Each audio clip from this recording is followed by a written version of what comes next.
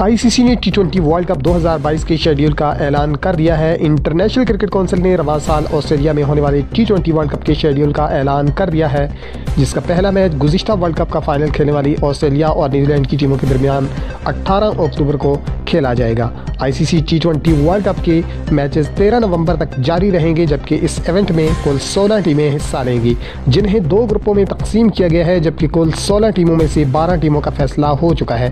पहले ग्रुप में Australia, England, New Zealand और अफगानिस्तान की टीमें शामिल हैं, जबकि दूसरे ग्रुप में पाकिस्तान, भारत, जनूबी अफ्रीका और बांग्लादेश की टीमें शामिल हैं।